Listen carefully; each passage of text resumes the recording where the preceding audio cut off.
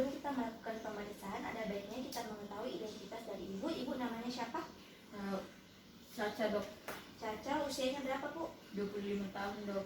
Pekerjaannya apa, Bu? Karyawan swasta, Dok. Karyawan swasta. Alamatnya di mana, Bu? Malengkeri, Dok. Jadi pada kesempatan kali ini saya sebagai dokter akan melakukan pemeriksaan fisik telinga, hidung, dan tenggorokan, di mana pemeriksaan ini bertujuan untuk menegakkan diagnosis dari keluhan-keluhan yang ibu rasakan, di mana kita melakukan pemeriksaan melihat apakah ada tanda-tanda peradangan, inflamasi, kemerahan pada daerah organ telinga, hidung, dan tenggorokannya ibu. Nah, nanti pada saat melakukan pemeriksaan menggunakan alat, mungkin ibu merasa kurang nyaman karena di sini saya masukkan alat pada daerah organ telinga, hidung, dan tenggorokannya ibu. Namun di sini berfungsi untuk menegakkan diagnosis dari keluhannya ibu sehingga ibu bisa diterapi dengan baik. Jika ibu bersedia dilakukan pemeriksaan, kita bisa lanjut ke tahap berikutnya. Bersedia, Ibu? Iya, Dok. Nah, kita siapkan alat. Di sini ada alat yang sudah disterilisasi. Kemudian kita cuci tangan. Kemudian pakai handscoon.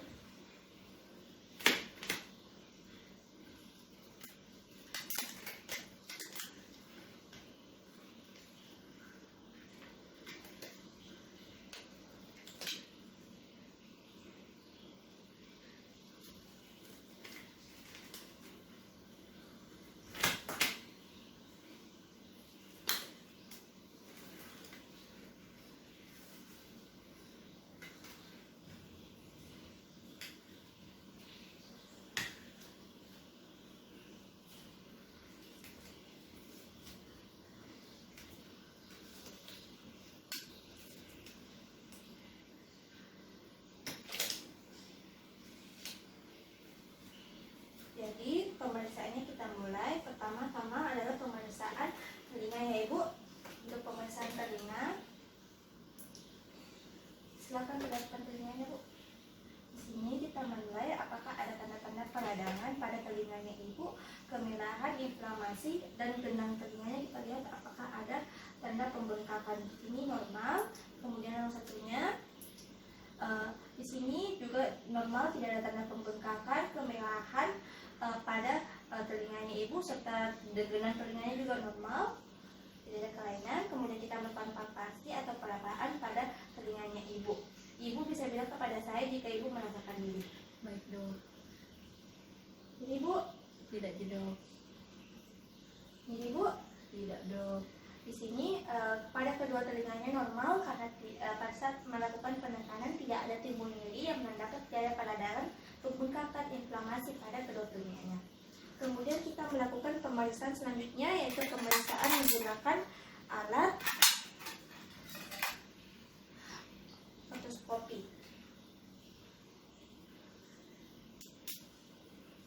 Ibu silakan saya perlihatkan. Di sini tampak normal. Di sini juga tampak normal pada kedua telinganya. Saat dilakukan pemeriksaan menggunakan otoskopi, tidak ada peradangan, pembengkakan pada kedua telinganya, dan tidak ada juga tanda-tanda kemerahan pada genang telinganya atau dalam batas normal. Kemudian kita berlanjut ke pemeriksaan hidung. Untuk pemeriksaan hidung terlebih dahulu menggunakan pen light, kita periksa hidungnya apakah ada tanda-tanda peradangan, kelainan bentuk atau deviasi dari hidungnya. Kita melihat apakah ada kemerahan pada hidungnya serta lubang hidungnya kita periksa juga. Kita mulai.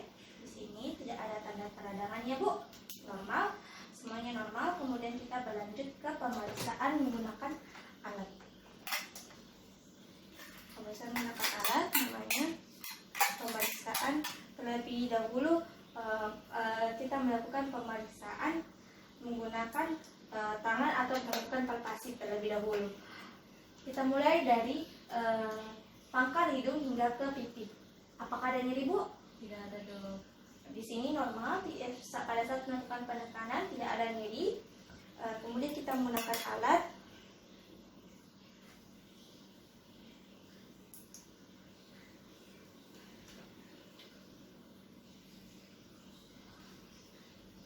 Udah. normal, di sini tampak gejala kelainan pada daerah hidungnya ibu. Tidak ada peradangan pembengkakan pada daerah pada daerah telinganya ibu. Ini namanya disebut dengan pemeriksaan rinoskopi anterior, di mana yang dinilai pada rinoskopi anterior itu yaitu adalah pemeriksaan struktur palatum molenya, di mana pemeriksaan struktur palatum molenya dalam keadaan normal, baik, tidak ada tanda-tanda peradangan juga. Kemudian kita berlanjut ke pemeriksaan dari rinoskopi posterior. Untuk rinoskopi posterior kita menggunakan alat spatel dan kaca nasofaring. Untuk pemeriksaan rinoskopi posterior, ibu buka lidahnya, kemudian kita melakukan pemeriksaan. Di sini kita lihat apakah ada tanda-tanda peradangan, pembengkakan pada daerah nasofaringnya, dan kita lihat struktur dari nasofaringnya normal, tidak ada tanda-tanda pembengkakan, kemerahan pun juga tidak ada muncul. Kemudian kita berlanjut ke pemeriksaan faringoskopi. Untuk pemeriksaan faringoskopi kita menggunakan spatel. Ibu silahkan buka lidahnya. Kita periksa bagian okulanya. Di sini apakah ada deviasi, apakah letaknya normal di tengah atau tidak. Di sini kita juga menilai struktur dari cavum hollis hingga ke orofaring. Di situ tadi terlihat normal. Kemudian pemeriksaan selanjutnya adalah pemeriksaan laringoskopi. Untuk pemeriksaan laringoskopi kita menggunakan kasa steril.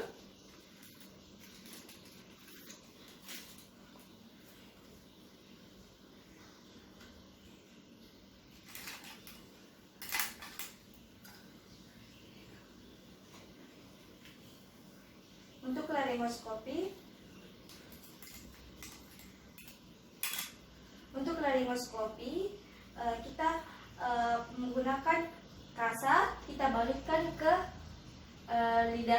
lidahnya ibu. Kita menilai apakah pada saat pasien melakukan bila di huruf ibu kita melihat pelika vokalisnya apakah mengalami imobilisasi pada saat dilakukan I. Di sini tampak dalam keadaan normal. Untuk pemeriksaan THT-nya, ibu, saya letakkan spoon dulu di tangan. Kemudian ibu, pemeriksaan THT-nya telah selesai. Dari pemeriksaan telinga, hidung, dan tenggorokannya tampak normal. Ada yang ingin ibu tanyakan lagi, bu? Tidak ada, dok. Ya, terima kasih, bu. Assalamualaikum warahmatullahi wabarakatuh. Alhamdulillah.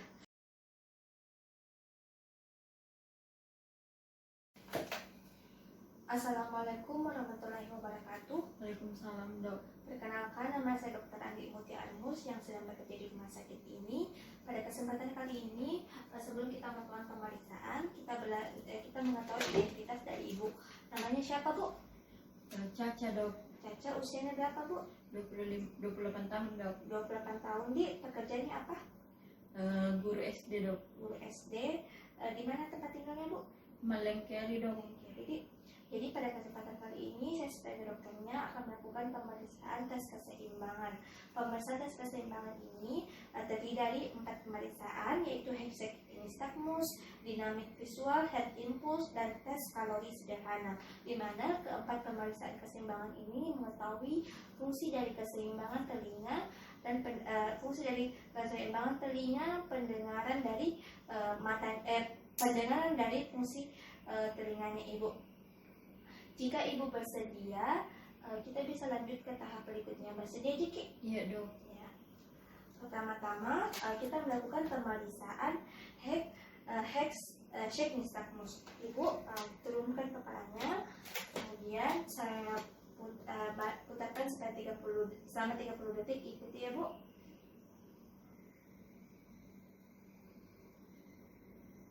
Sudah, bu? Silakan.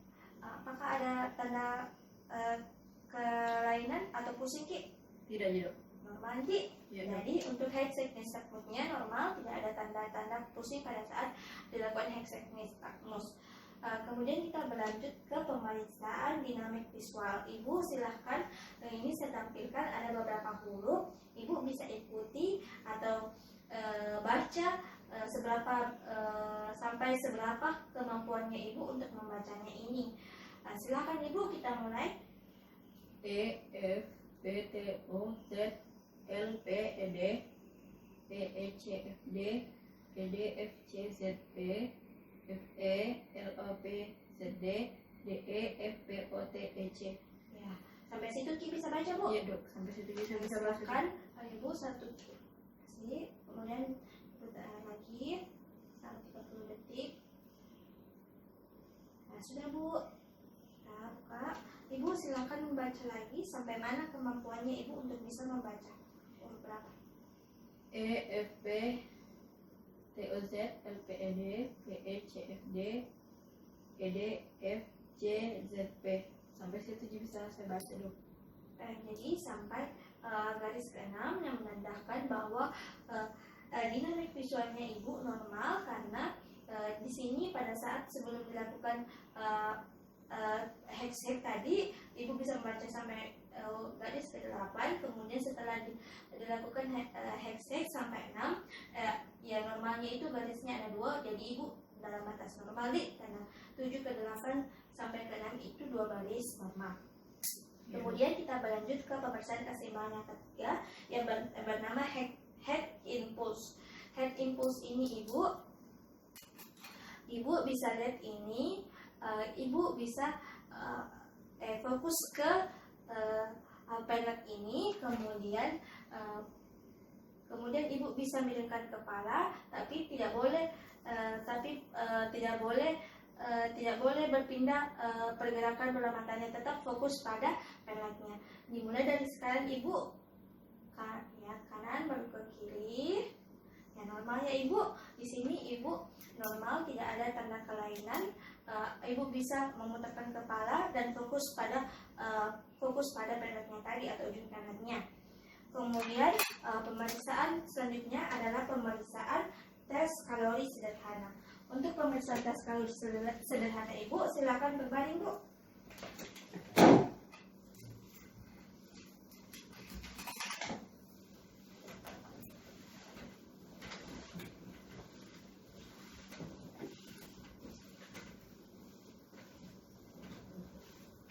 Untuk pemeriksaan tes kalori sederhana, di sini telah berisi air sebanyak 20 cc yang akan dimasukkan ke kedua telinganya ibu. Di sini posisi suhunya adalah 20 derajat. Kita masukkan 20 cc air melalui spoitnya. Kemudian suhunya. Setelah itu, apa yang kita rasa ibu? Apakah ada keadaan seperti ingin muntah, mual dan pusing pada saat saya masukkan air di telinganya ibu? Tidak ada dok. Saya rasa normal saja dok. Oh iya, normal. Silahkan kembali bu. Pemeriksaan untuk tes kalori sederhana telah selesai.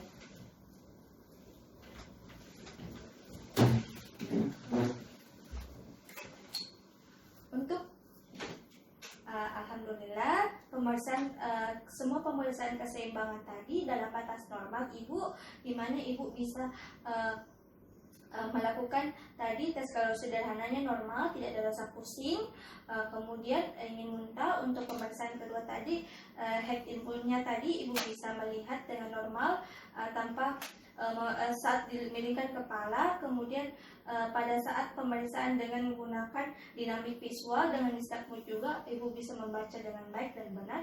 Apakah ada ingin yang ibu tanyakan lagi bu? Tidak ada dok. Alhamdulillah pemeriksaan telah selesai. Assalamualaikum warahmatullahi wabarakatuh. Salam dok. Terima kasih dok. Terima kasih.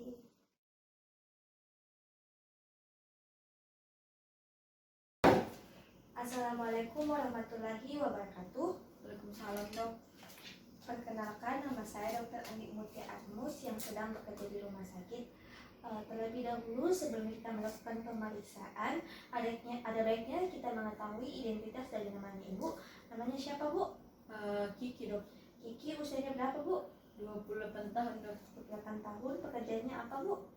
Ibu rumah tangga, Dok. Ibu rumah tangga. Di Ya, di Dok. mana alamatnya, Bu? Di Malengke, Dok. Kiri. Jadi pada kesempatan kali ini kita akan melakukan pemeriksaan kelenjar getah bening. Nah, mohon maaf, untuk pemeriksaan kelenjar getah bening ini kita akan melakukan dalam metode palpasi atau perabaan menggunakan tangan dengan 3 jari untuk menilai apakah ada pembengkakan pada kelenjar getah bening pada daerah leher dan supraclavikular serta infraclavikular ventraclavikular dari ibu. Di sini kita melihat apakah ada pembesaran kelenjar getah bening, kemudian apakah ada keganasan dari kelenjar getah beningnya. Kita melihat konsistensinya padat, kenyal atau tidak pada saat dilakukan perabaan. Nah, ibu mungkin nanti selama pemeriksaan ibu akan mengalami rasa tidak nyaman karena akan sampai ke lehernya. Jadi saya sebagai dokter akan meminimalisir sedikit demi sedikit untuk ibu merasa nyaman. Nah, semua hasil pemeriksaan ini ibu akan saya jaga sebagai privasi saya sebagai dokter dan saya dan ibu sebagai pasiennya. Jika ibu berkenan diperiksa oleh saya, kita bisa lanjut ke pemeriksaannya. Ya, saya bersedia, Dok. Nah, untuk pemeriksaannya terlebih dahulu kita melakukan melakukan cuci tangan terlebih dahulu. Setelah melakukan cuci tangan, kita menggunakan pakai handscoon.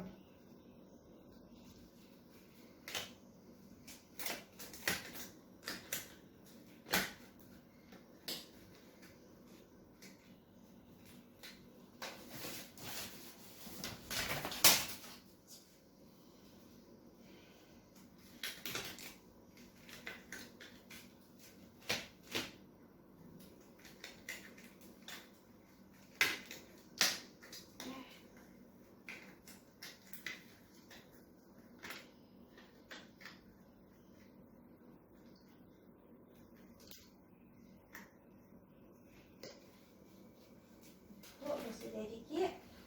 Nah, untuk silakan Bu balik ke sini. Untuk pemeriksaan kelenjar getah bening yang kita periksa dimulai dari pemeriksaan kelenjar getah bening submental, kemudian ke submandibular, supraclavikular dan infraclavikular serta preaurikular dan postaurikular. Kita mulai dari bagian bawah. Kita mulai ada pembengkakan pada kelenjar getah bening bagian submental, kemudian ke mandibular, kemudian kita beralih ke aurikular, ke preaurikular,